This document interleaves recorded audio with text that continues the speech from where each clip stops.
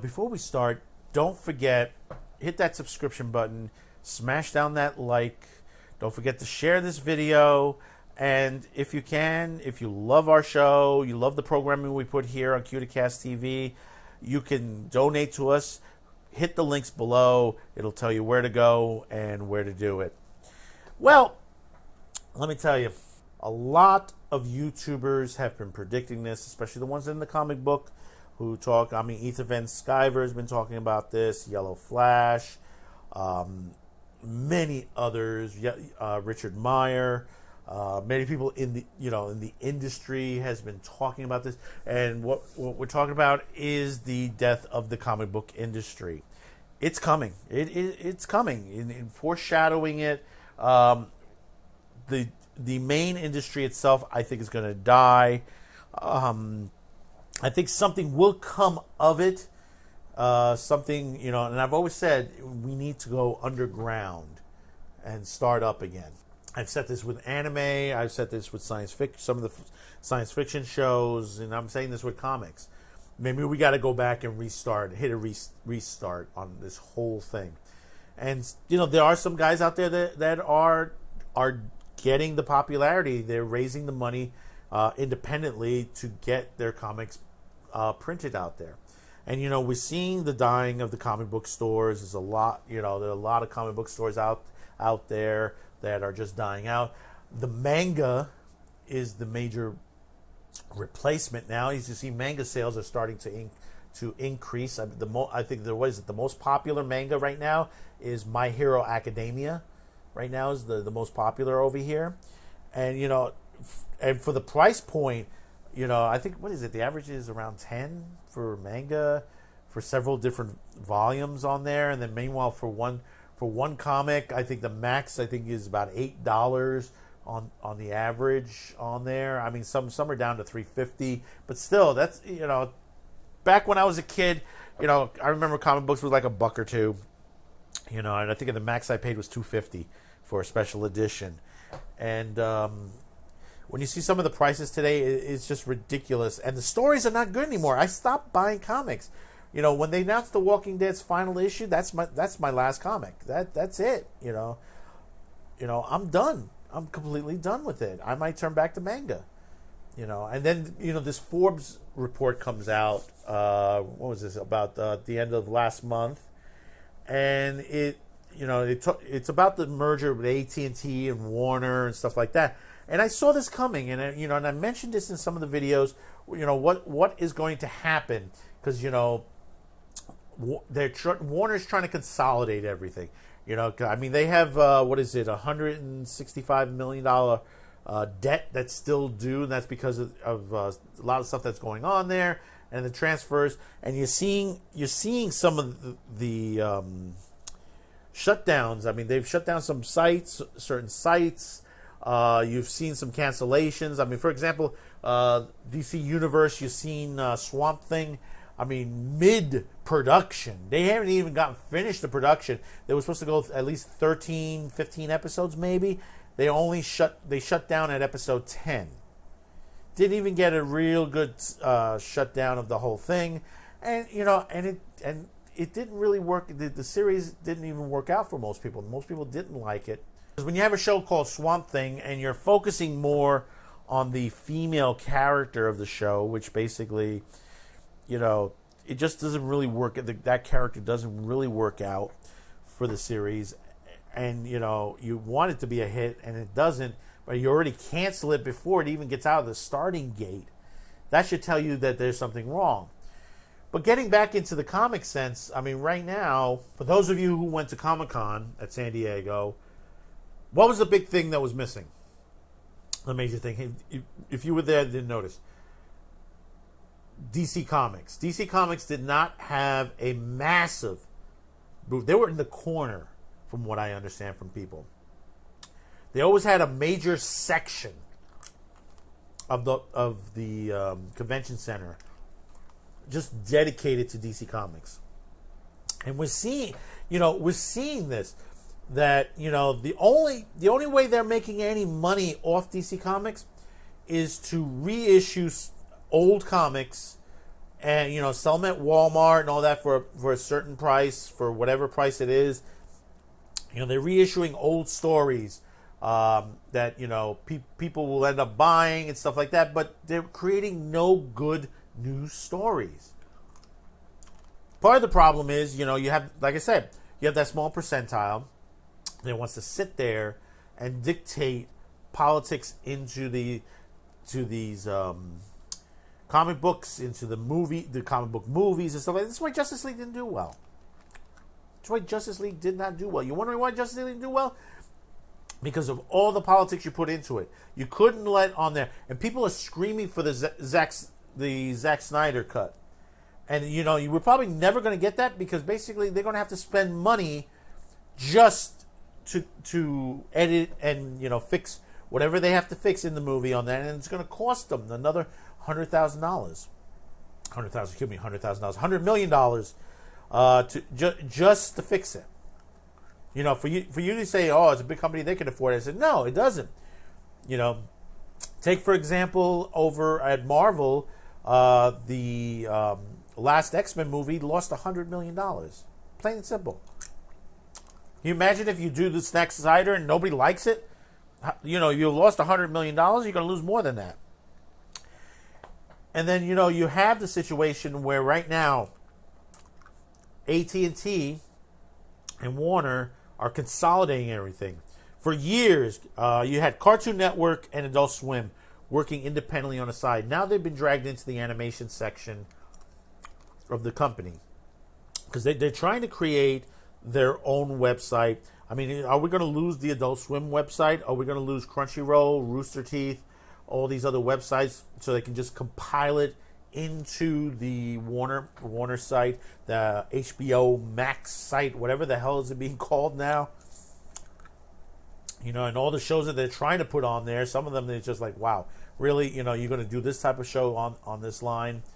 And it's a shame when you see such a great, when you have Marvel and DC, which had so many great comics, and I bought, I can't even atone to how much money I spent on these companies, day in, day out.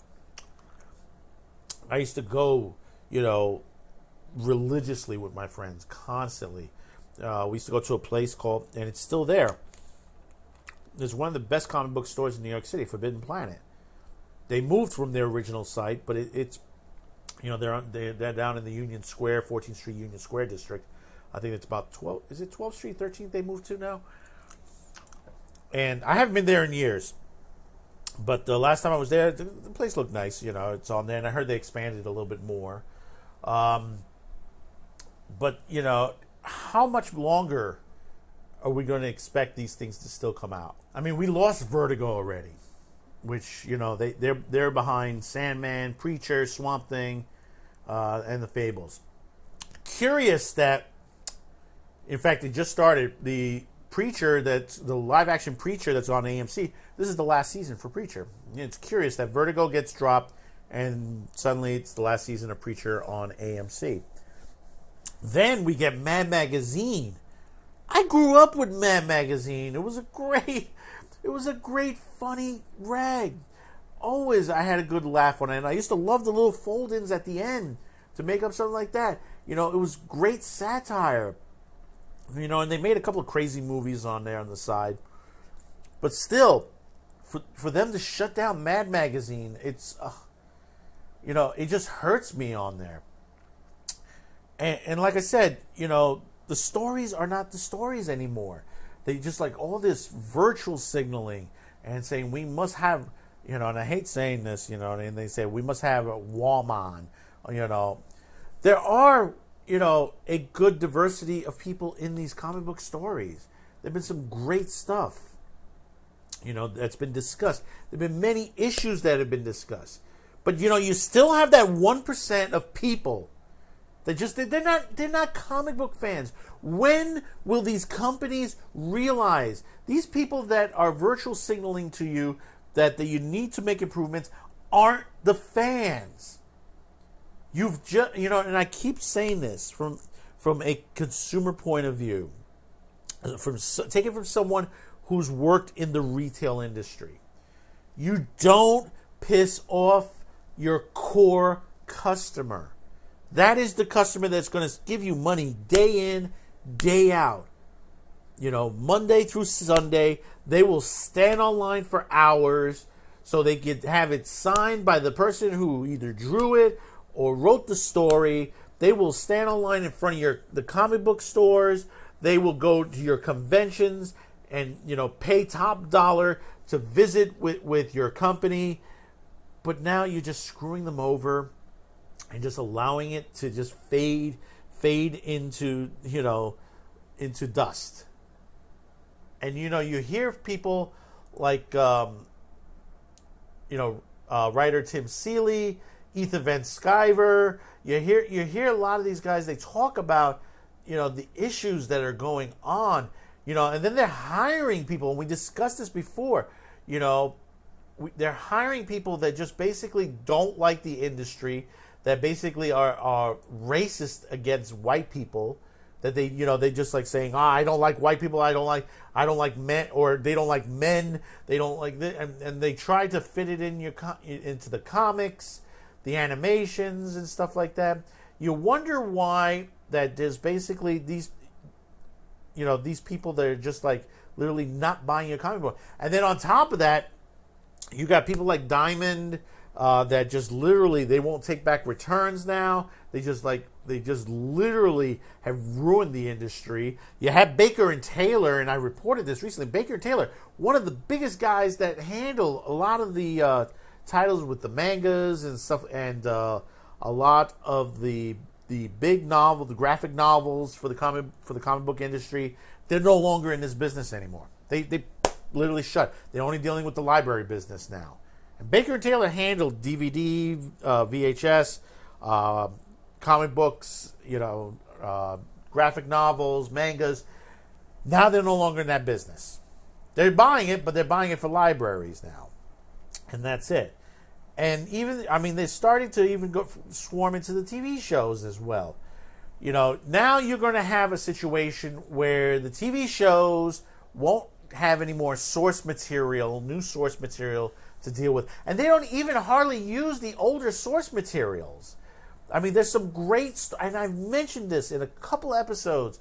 You can go back. I still have them up there where I discuss what they should do next, what, people like Marvel should do, what comic books should do, to go on this big screen, as far as what stories they should use. Even if DC survives this, they're not going to be the same. The only thing, if anything, if they get spun off on their own, they're just going to be reprinting older issues, putting them in packs and sending them out to Walmarts and selling them that way. That's a bad thing. And this is what's driving a lot of the comic book stores out of biz. I have, there's a couple of comic book stores in New York City, and there's some great, there's some great ones. There's some whole, we lost St. Mark's. Of all God's sakes, we lost St. Mark's Place. If you're not familiar with New York, down on 8th Street, it's a nice little row of stores, bars, restaurants, a club or two there. And let me tell you something, it is crowded there constantly. Weekends, especially in the summer, place is packed with people. And there was a hole in the wall, this great comic book store, and when you start in this business, you always start with back issues. And one thing about St. Mark's Comics, they had a lot of back issues. And you were able to find something good there. And now they're gone. They're gone. They shut down, boom.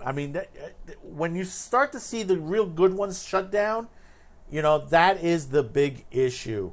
You start to see the big ones go, and then everybody's gone. And, like I said, this is that 1%ers, the small amount of people that just literally don't read it, or have picked it up or looked at the cover and said, well, I don't like that. I don't like the cover because, it throws my sense of morals off. Well, then don't pick it up. Don't pick it up. Don't read it. Don't read it. Just turn it off. Turn it off. Throw it away. Whatever. You don't have to buy it. We buy it because we enjoy it day in, day out. The stories have been horrible. Really horrible. Especially the Marvel stuff. The Marvel stuff has been like, oh my God, what the freak are they thinking? You know, the DC universe. I mean, thank God still some of the animated movies are still good. Thank God for that. And once in a while we do get a good episode of some of the TV series on there. And then, you have Young Justice, which Young Justice is starting to tweak a little bit, but let's hope it doesn't tweak too far. But still, Young Justice is a great series on there. I mean, is that going to be next? Is that DC Universe dies off and just gets merged in? I mean, I'm like rambling on a bit, but it's the truth, and it upsets me. You have, when I was young, I loved growing up reading these stories of, a lot of these superheroes, what they do, the things they go through, the worlds that they, some of them, they go to different worlds. They deal with these great, and I always said the villains is always the master of the story. It's just the key piece, and I love, Darkseid, Apocalypse, the Joker, many different villains, and I just, Vandal Savage. There's so many great villains in these stories, and they just don't utilize them anymore. I mean, they started making comics where, like, Sinister Six. Was it Sinister Six? It was, they just literally focused around the villains. Secret Six. Not Sinister Six. I'm thinking Secret Six. And, that they focused a little bit more on the villains themselves. And those were great storylines. And, but, like I said, storytelling is dying out. Comic books was one way to tell a story. And these people don't want us telling stories anymore. We grew up with them. We're basically turning our kids into wimps. And we are. We are turning our, the people worry, if a kid falls down, if he reads the wrong thing, you got to be there for your child, yes. But you can't, start to say, well, I don't like that because of the way it looks and stuff like that. This is stuff that's been written for many years. Many, many years. And it hasn't done harm to anybody. And, you hear situations where people have, they've gone a little crazy on some of the things. And then others, they've grown up nice. They're, they some of them have joined the industry and tried to write comics on there. But when you see this and you see independent people out there trying to put them together, like Richard Meyer. Richard Meyer is trying to do this Jawbreaker thing, and he's in court with some knucklehead who doesn't want him to put it out. It's tortious interference, He calls up the vendor, the distributing vendor, and stops the comic book from being shipped out. I mean, that is, oh my God. And these guys are raising money left and right. They're raising thousands upon thousands of dollars to make this stuff. Earthworm Jim, the guy who created Earthworm Jim, he's having problems. He's trying to get this through. They're trying to put out, Dynamite Comics, Vampirella, Ulterior Comics, got swatted because people don't like how they're doing it, that they're making a better comic, cheaper, and stories that people like. I mean, there is some hope to this industry, but I think, like I said, it's probably going to end up going underground. And, if it has to, it has to. We got to go back to the beginning. Sometimes that's what we have to do. Go back to the beginning and start over, and hopefully we'll do it better on the second go round, creating a whole new golden age, silver age, whatever you want to call it, and show maybe the next generation of children, what is storytelling, to tell them a good story that they can enjoy and watch and hold in their hands, put in their book bags, and take to school and show to their friends, and be able to say, hey, I want to be like that hero. I want, or I want to write stories like this. This encourages people, I mean, obviously there's some sad stories and there's some happy stories. But, you know, the real life is you're happy, you're sad, you're mad. It happens. You can't take that away. You can't take that away from people. We have to be able to comment with people. And I got to say, it's important that we try to keep these alive, to keep the comic book. And it doesn't mean through DC or Marvel. I'm talking about independent comics, you know, that are out there, that are doing their best to try to keep it alive. Support them. That's very important. Go to their Indigo pages, you know, and support them. Because they need your help just to get the stuff out. Because there are people trying to crucify them. So, in the comments below, tell me what you think. I know we rambled on a bit today. But, you know, it's a lot. It's so much in my mind right now, you know, when I talk about these things. And I'm doing a lot of stories like that. And I'm trying to find someone else to assist me with this, so I can be able to focus on some of these stories properly on there. And we're working on that right now. Don't forget, you can check us out on mindsandgab.com. BitChute, DLive, we're all there. If you like our shows, you wish to donate to help assist us, you can check out in the description below, or, you know, over at Streamlabs, BitChute, and teespring.com.